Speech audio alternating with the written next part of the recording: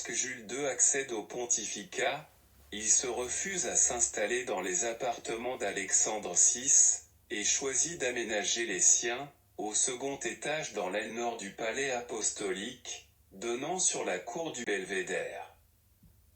C'est en 1508 que Raphaël fut chargé de concevoir et de réaliser, avec ses élèves, l'agencement des 4 salles choisies par le pape. Il poursuivra sa tâche jusqu'en 1520, date de sa mort. Les travaux seront terminés en 1524 par ses élèves. Les 4 chambres décorées par Raphaël témoignent à la fois du génie artistique de l'artiste, de son sens de l'équilibre et de l'harmonie, mais aussi des modes de pensée humanistes du XVIe siècle, et en particulier de ceux des papes et théologiens de l'époque.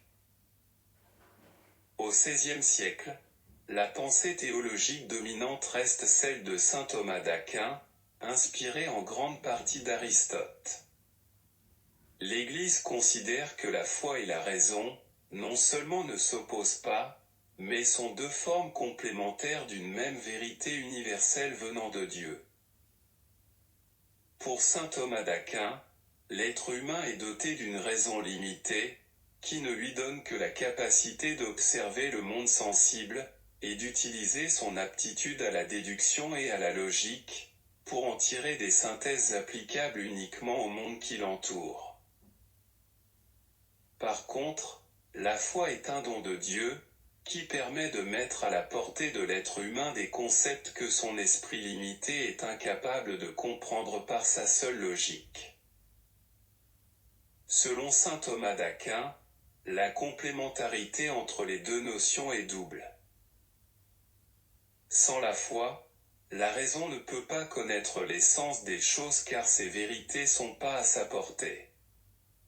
Les vérités, révélées par la foi, peuvent néanmoins faire l'objet d'études rationnelles, afin d'en tirer toutes les conséquences logiques qui en découlent. Ces conceptions thomistes sont traduites par Raphaël, dans le domaine pictural, sur 2 des 4 fresques de la chambre de la signature. L'une appelée « l'école d'Athènes » est consacrée à la philosophie et à la connaissance par la raison. L'autre qualifiée de « la dispute du Saint-Sacrement » est dédiée à la théologie et à la connaissance par la foi. Les 2 autres panneaux de Raphaël, peints sur les petits côtés de la salle dite de la signature, sont complémentaires des 2 autres. L'un a pour thème la poésie en tant que révélation inspirée par Dieu. L'autre évoque la justice en tant que gardienne des valeurs éthiques antiques et chrétiennes. Les 4 valeurs illustrées sur les murs de la salle de la signature, philosophie, théologie, poésie, justice, sont personnifiées par des allégories peintes sur le plafond de la salle. Ils entourent les armoiries de Jules II peintes au centre. L'allégorie de la philosophie est assise sur un trône, dont les montants figurent l'Artémis d'Éphèse. 2 putti portent les inscriptions « Causarum et cogitio », cause et pensée. L'allégorie de la justice, en tant que gardienne des valeurs morales, est assise sur une nuée. Elle porte à la main l'épée qui punit, et la balance qui juge. L'allégorie de la théologie est assise sur des nuées.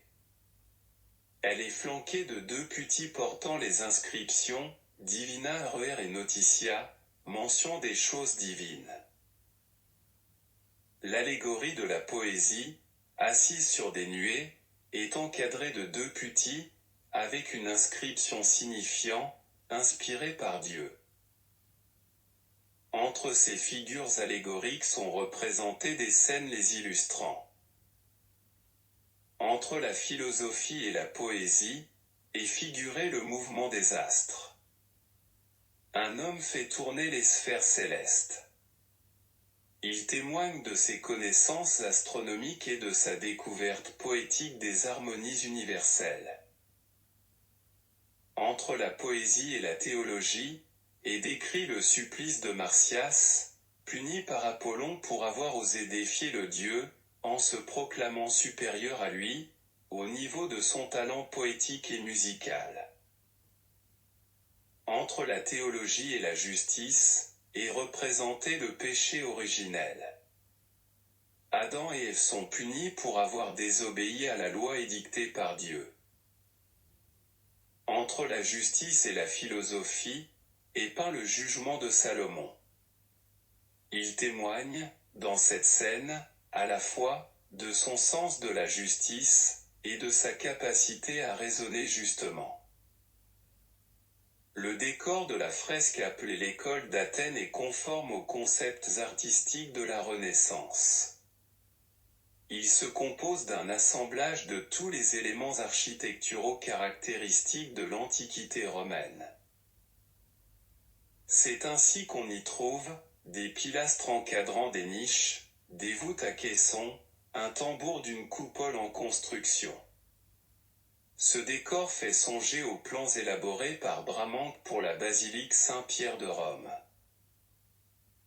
Dans les niches, sont peints deux dieux antiques, Apollon reconnaissable à sa lyre, et Athéna, armée et casquée, portant l'égide pourvue de la tête de la Gorgone. Cet assemblage de formes architecturales antiques est régi selon les règles strictes de la perspective axiale. Toutes les lignes convergent vers une zone centrale, figurée par le ciel bleu circonscrit dans une arcade, évoquant un arc de triomphe. L'emploi de la perspective axiale crée un monde ordonné, rythmé par les règles mathématiques. En avant de ce décor, Raphaël a peint une série de marches d'escalier. Ce choix lui a permis de représenter les philosophes antiques de manière dynamique, en les regroupant par affinité ou centre d'intérêt ou en les individualisant. L'école d'Athènes est une illustration de la connaissance par la raison.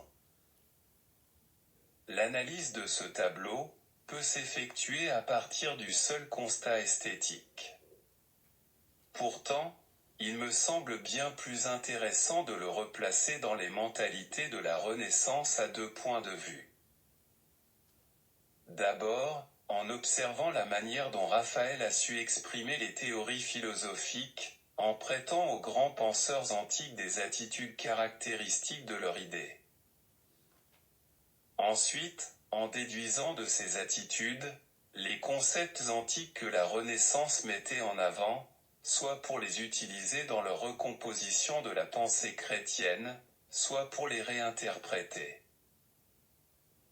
La perspective axiale, utilisée par Raphaël, met d'abord en valeur les deux personnages centraux, Platon et Aristote. C'est en adaptant leurs écrits à la pensée chrétienne que l'Église élabora peu à peu sa théologie. Ainsi la pensée platonicienne domina, entre autres, les œuvres de saint Augustin, tandis que l'aristotélisme inspira saint Thomas d'Aquin. Sur la fresque de Raphaël, la représentation de Platon comporte deux informations. Il lève la main vers le ciel et tient un de ses derniers dialogues, le Timée. Timée était un interlocuteur de Socrate, à qui il expliqua comment le démiurge organisa le monde au moyen d'une méthodologie rationnelle. Ce démiurge étant bon par nature, il voulut que tout soit bon dans sa création. Pour cela, il mit de l'ordre dans le désordre des choses existantes. C'est sans doute par référence à ce dialogue que Raphaël montre Platon levant la main vers le ciel. Aristote d'une main, semble tempérer les élans métaphysiques de Platon, en privilégiant ce qui se passe sur terre. De l'autre main, il tient l'éthique, sans doute celle de Nicomaque. Dans ce livre, Aristote se livre à une étude des comportements qui permettent d'acquérir le bonheur. Il différencie le bonheur obtenu par la quête des plaisirs matérialistes, et celui obtenu par la pratique des vertus. Ces vertus sont semblables à celles prônées par l'Église: prudence, force d'âme, tempérance et sens de ce qui est juste. On peut s'étonner que les penseurs de la Renaissance aient privilégié ces deux œuvres pour figurer leur perception de Platon et d'Aristote. Selon moi, c'est parce qu'elles se rapprochent le plus des conceptions chrétiennes, tant au niveau de la jeunesse qu'à celle de la morale. Pourtant, même à ce niveau, les différences entre la pensée antique et la théologie chrétienne sont patentes. Ainsi, alors qu'Aristote met en avant la théorie du juste milieu entre le trop et le trop peu, obtenue par un choix raisonné de chacun, l'Église ne différencie que le bien et le mal.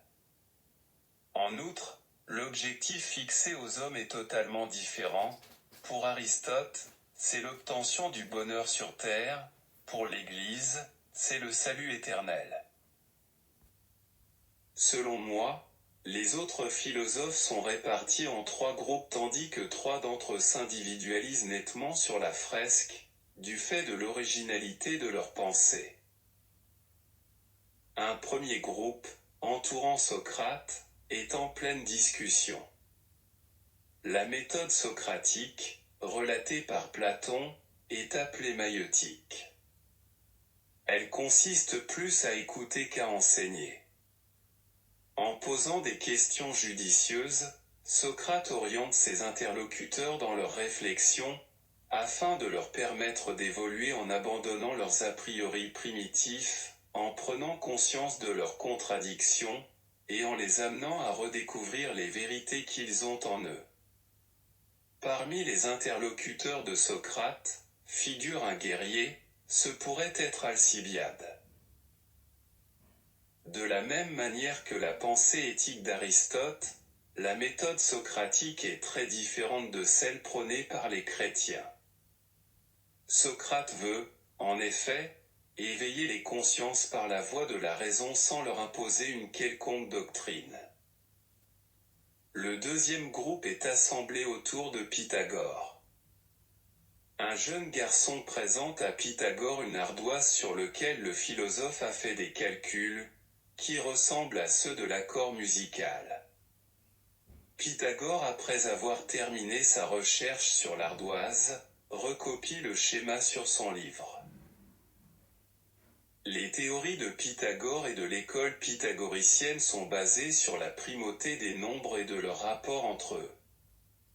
Leurs combinaisons définissent toutes choses, et établissent les conditions de l'harmonie cosmique. Pythagore enseigne aussi que l'âme est immortelle, que le corps est à la fois une prison, et une gangue de protection pour l'âme. Près de Pythagore est représenté Parménide. Il regarde l'ardoise que tient l'enfant et semble comparer le schéma qui est dessiné, avec ceux de ses propres écrits. Parménide était, en effet, réputé avoir été influencé par le pythagorisme. Un peu à l'écart du groupe est représenté Héraclite. Il s'en est détourné comme s'il boudait, et semble chercher l'inspiration. Ces théories sont, en effet, très différentes de celles des deux autres philosophes. Pour Héraclite, rien n'est permanent, tout évolue, car chaque forme sécrète immédiatement son contraire. Des contraires surgit la réalité visible. Par exemple, le jour devient la nuit. Dans ce monde en perpétuel devenir, la seule loi est celle qui régule le changement, le logos. Pour l'Église du XVIe siècle, la pensée d'Héraclite devait être le type même de raisonnement erroné. Enfin, penché sur l'épaule de Pythagore, serait figuré Averroès, le plus grand penseur de l'Espagne musulmane. Le troisième groupe est centré autour d'Euclide, ou d'Archimède selon certains. Plusieurs élèves se trouvent autour du mathématicien. Celui-ci est penché sur une ardoise, et manie, d'une main, un compas. Près de lui, se tiennent deux personnages tenant des globes à la main. L'un est Ptolémée, l'autre serait Zoroastre. Ptolémée a traduit, en formule mathématique, le mouvement apparent de la Lune, du Soleil, et des planètes. Pour lui, la Terre est sphérique, et est immobile au centre de l'univers, les autres astres et cieux, tournant autour d'elle. Outre ces trois groupes, trois philosophes se distinguent par leur isolement au milieu des autres personnages. Au milieu de l'escalier est peint Diogène, un des plus illustres philosophes cyniques. Sa doctrine est de rechercher la sagesse, en vivant dans le complet dénuement. Seul, celui-ci permet d'échapper aux contingences de la vie sociale, qui détournent les hommes de la quête de la vertu. Épicure est appuyé sur une base de colonnes. Il est figuré alors qu'il écrit. Son visage exprime un air de contentement béat. Il porte une couronne de pampre, attribut habituel de Dionysos. Derrière lui, un homme s'agrippe à ses épaules, comme pour ne pas tomber. Cette représentation d'Épicure se base sur les commentateurs romains de sa doctrine, pour qui la recherche de la volupté est la seule dispensatrice du bonheur. Une telle conception ne reflétait cependant pas la pensée réelle du philosophe grec. Pour Épicure, en effet, seule l'ataraxie, obtenue par le renoncement à tous les plaisirs non nécessaires, est uniquement la garantie du bonheur. Enfin, il convient de mettre à part Plotin. Il a transformé les théories de Platon qui avaient structuré l'univers en deux strates, le monde des idées pures, et le monde terrestre dans lequel les idées pures se pervertissent au contact de la réalité humaine. Plotin a ajouté une troisième strate comportant une créature immanente baptisée l'un. Cette idée, qualifiée de néoplatonisme, a beaucoup influencé les théologiens médiévaux. Parmi ces philosophes de l'Antiquité, il convient de signaler quelques intrus. C'est, en particulier, le cas de Raphaël qui s'est figuré parmi les participants au groupe d'Euclide. Face à l'école d'Athènes, et en dessous de l'allégorie de la théologie, Raphaël a peint, en 1509 à 11, une vaste composition appelée « La dispute du Saint-Sacrement ». Elle forme le pendant de la fresque consacrée à la connaissance par la raison, et illustre la connaissance par la révélation divine portée par la foi. Elle témoigne de l'idée de saint Thomas d'Aquin, que la révélation divine peut user de la raison pour s'approfondir. Raphaël organise la composition de cette fresque selon une ligne dominante verticale, correspondant exactement à l'idée qu'on se faisait, à son époque, de la révélation divine. Cette ligne unit Dieu le Père, la diésis, l'Esprit Saint, les évangiles, et le Saint-Sacrement, faisant de ce dernier l'intermédiaire entre le monde céleste et l'Église terrestre. Dieu le Père est figuré tout en haut, au niveau des rayons lumineux se terminant par un demi-cercle de nuages. Ces rayons, tout comme les nuages, sont peuplés d'angelots, ailés, nus, ressortant à peine dans le décor de fond. Seuls 6 anges, 3 de chaque côté, sont nettement dessinés, afin d'équilibrer la composition. Dieu tient à la main le globe terrestre. Il est surmonté d'une auréole en forme de losange. En dessous, est peinte la diésis, associant Jésus figuré en ressuscité après la crucifixion, Marie, et Saint Jean le Baptiste. Les trois sont figurés selon une composition triangulaire. Ils sont assis sur les nuées, et sont entourés d'une grande auréole qui les inclut dans la même sainteté.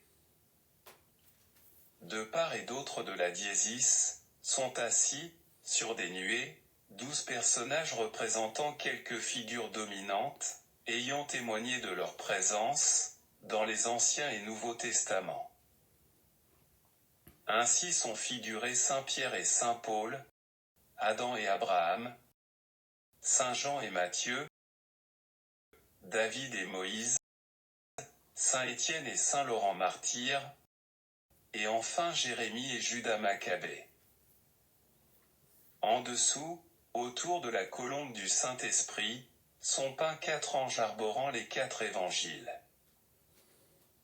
En dessous encore, au centre de la composition, est représenté le Saint-Sacrement. Le Saint-Sacrement, posé sur l'autel, émane du monde céleste et domine le monde terrestre. Sa position, au centre du tableau, est bien mis en valeur par la couleur bleue du ciel qui l'environne.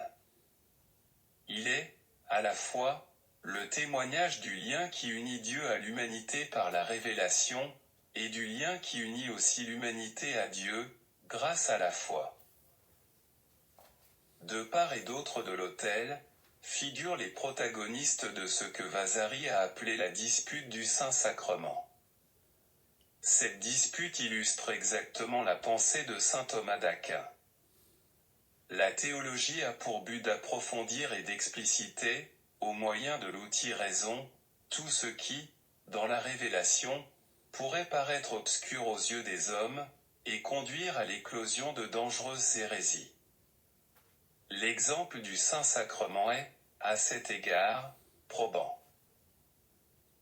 D'abord, sont représentés 2 personnages, formant le pendant d'Aristote et de Platon sur le tableau de l'école d'Athènes.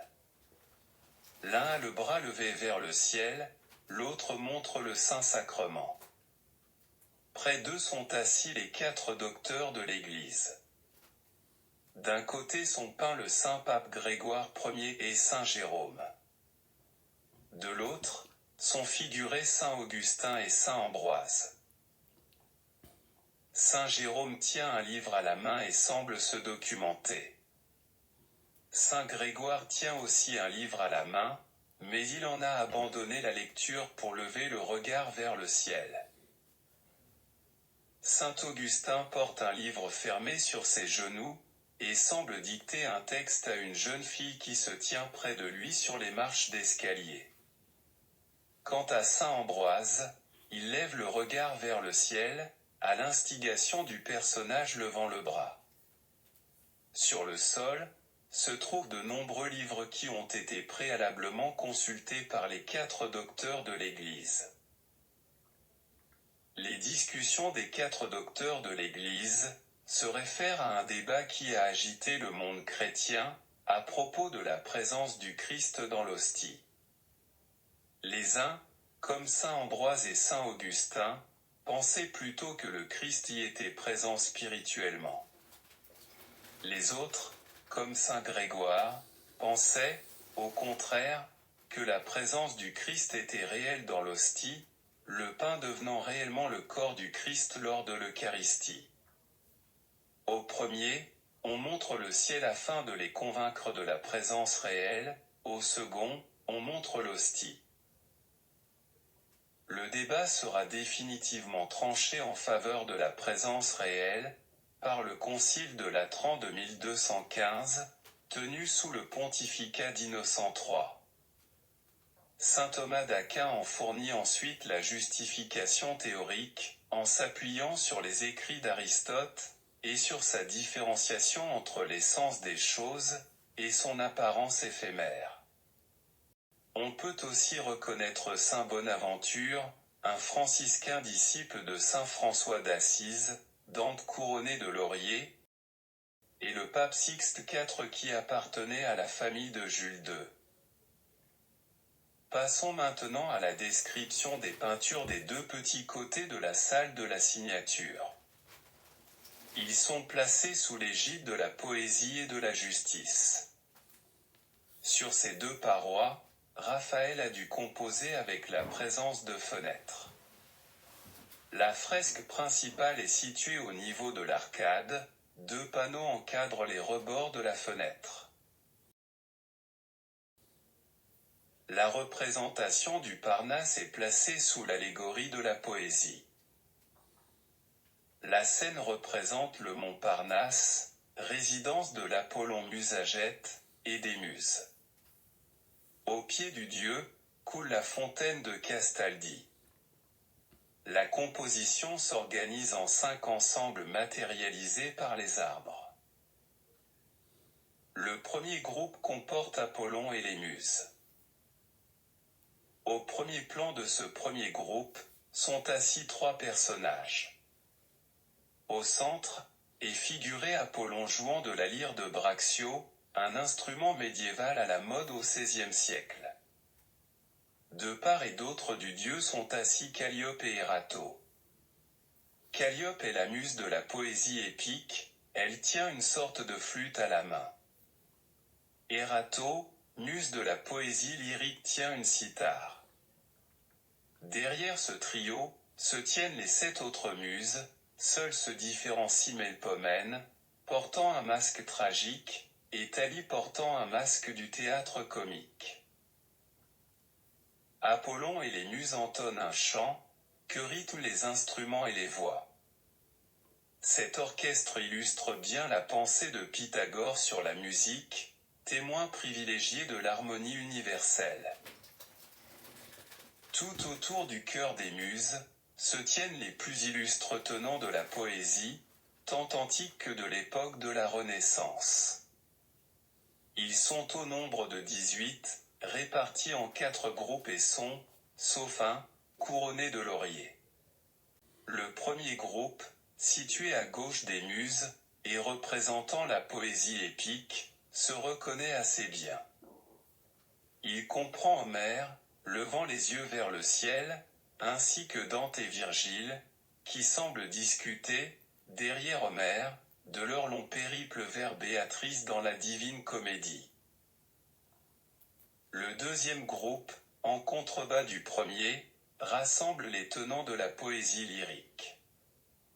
Un seul personnage est identifiable, car son nom est inscrit sur le document qu'il tient à la main, il s'agit de la poétesse grecque Sappho.